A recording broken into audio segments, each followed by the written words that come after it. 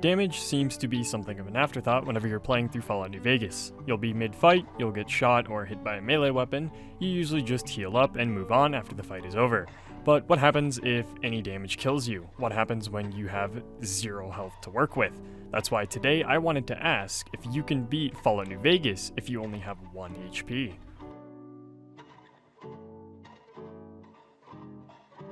Of course, I got flashbanged immediately upon starting the game, as is tradition whenever you start up New Vegas. Decided to name my character Health, because I really could not think of a name for this run. I sat here for about 5 minutes trying to figure out something to name the character, and came up with absolutely nothing funny, so Health it is.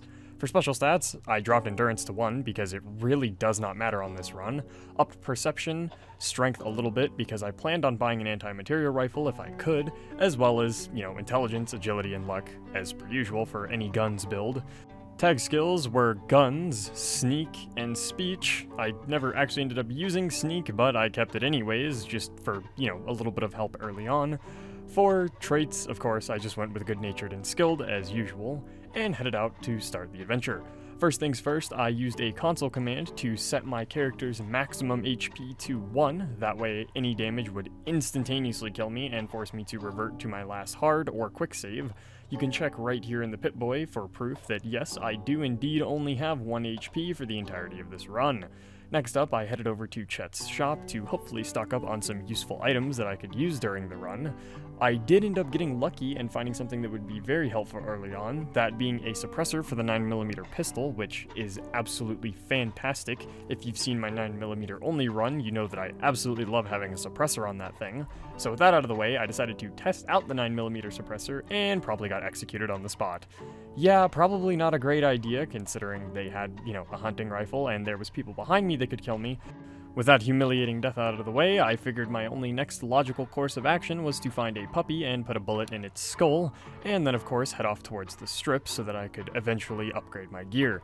I wasn't going to shy away from fights on the way there either, so I found some powder gangers and started shooting them.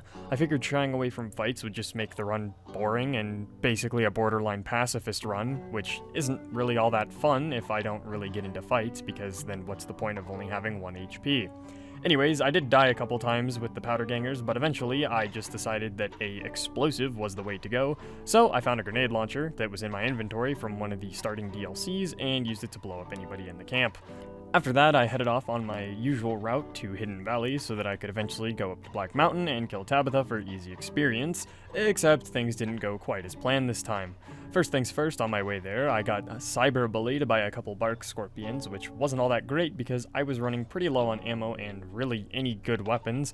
I mean, my best thing at this point was the 9mm pistol with suppressor, so the centaurs were pretty difficult to deal with. I eventually decided that I was going to just sit on the cliff and abuse their, AI to just spam grenades at them, because they couldn't hit me on the cliff, and I did want the experience that they would give me because I needed as much levels as I could get early on, since there wouldn't be a whole lot of opportunities to get experience this run. Tabitha, of course, was pretty difficult to deal with. I tried her multiple times with no such luck. I didn't really have any weapons except for explosives that could do enough damage to her to kill her reliably, so I gave up on trying to kill her and instead just started bombarding the Nightkin to hopefully kill a couple of them, at least the one with Annabelle because I wanted to get that for the run. I would probably end up killing myself with it more often than not, but it was a really good weapon that I could use as a save me tool later, which it does come in to be important, don't you worry.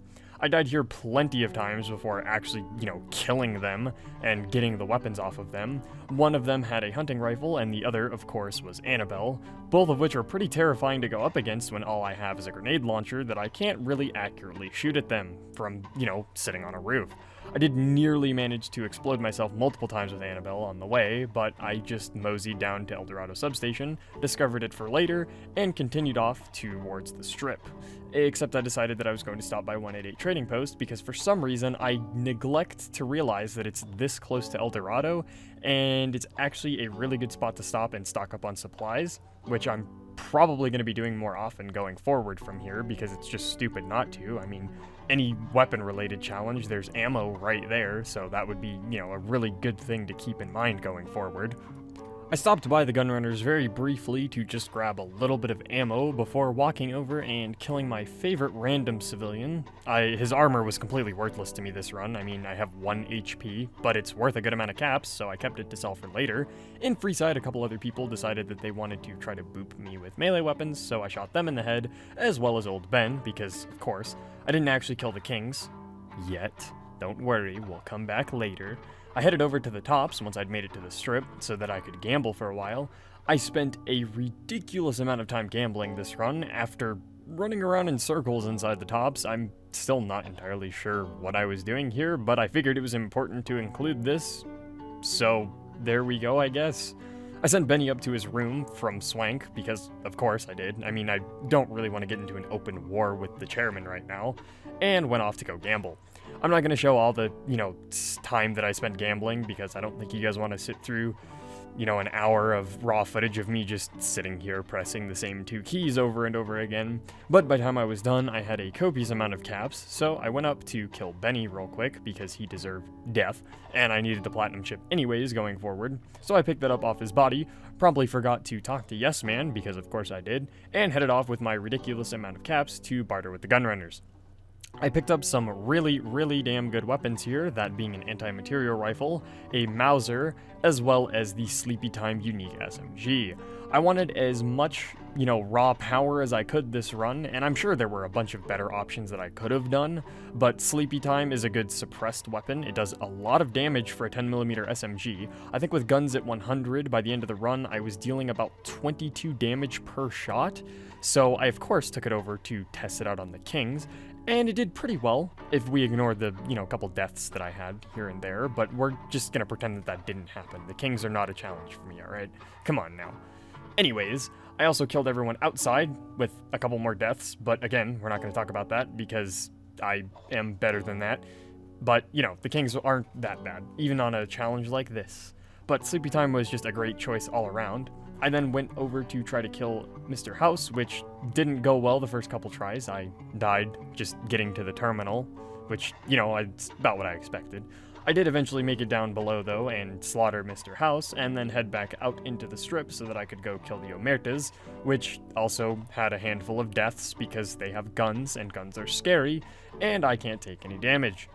Yeah, I was kind of surprised at just how fast I can die to enemies just rounding corners and popping me this run.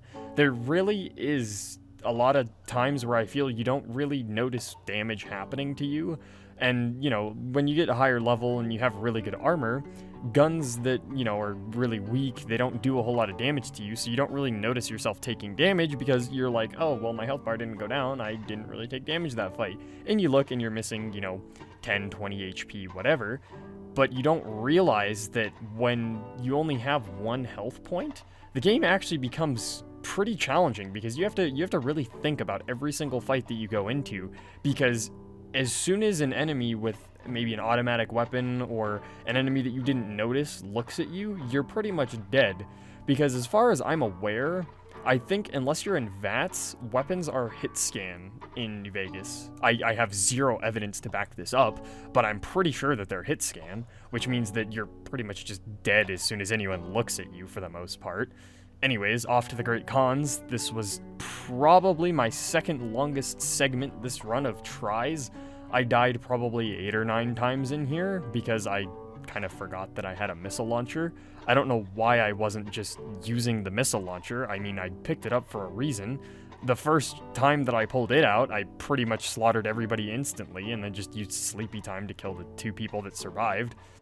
I did finally realize my mistake of, not talking to Yes Man, so I headed back to the top so that I could pick him up, and since I'd already killed Mr. House, we could just go straight to the Lucky 38 and deposit him right into the mainframe.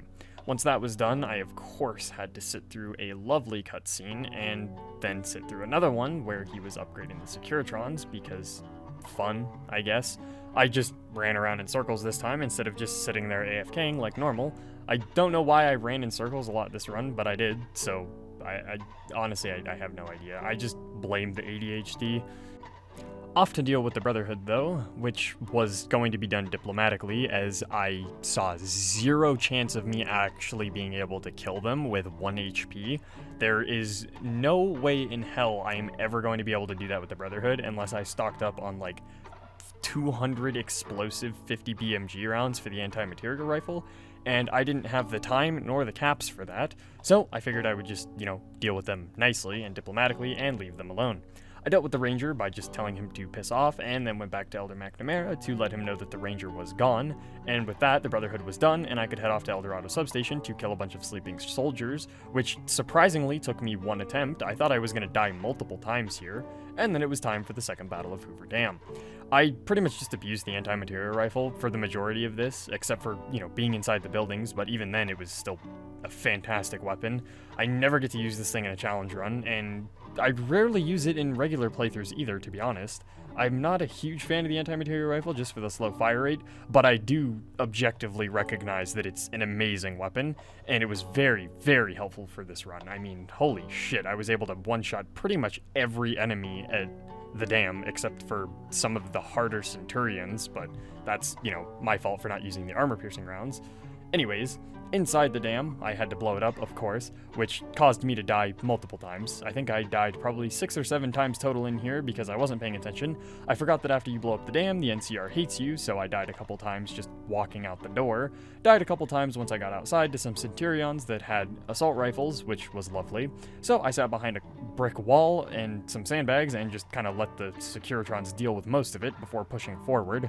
Most of the Securitrons were dead at this point as well. I'm surprised that the Legion was managing to just slaughter them this bad. The Legates camp was also pretty terrifying. I died here the most in the run. This is the one area that killed me the most in this run. The first time through, I actually managed to make it to the Legate without any issues, and then killed myself in an explosive round from the anti-material rifle. The second time around, I got booped by the sniper that was in the tower because I forgot to shoot him. The third time around, I didn't one-shot the Praetorian Guard and got booped by him with the Power Fist. I did manage to kill the Legate the next time I made it there with armor-piercing rounds, and then promptly got shot by another enemy that I wasn't paying attention to, so it was time to reset and do it all over again. This time, though, I made it really easy on myself and just headshot the Legate with an explosive round, and then snuck back to the front of the base so that I could just kill the troops that grouped up. I'm not sure why they were there. I really don't have an explanation for that, for why they didn't just run at me like they were supposed to, but General Oliver arrived, and I just told Yes Man to throw him off the dam because I figured that was a pretty fitting end to this challenge. And with that, I had beat Fallout New Vegas with only 1 HP. As always, thank you guys so much for watching. If you have suggestions, please leave them in the comments below. I'm getting super excited for the release of Starfield. We've got about 2 more weeks till I can start making some content on that, so I am super hyped on that. But for now, I'll probably continue to do New Vegas and a couple other games that I have planned.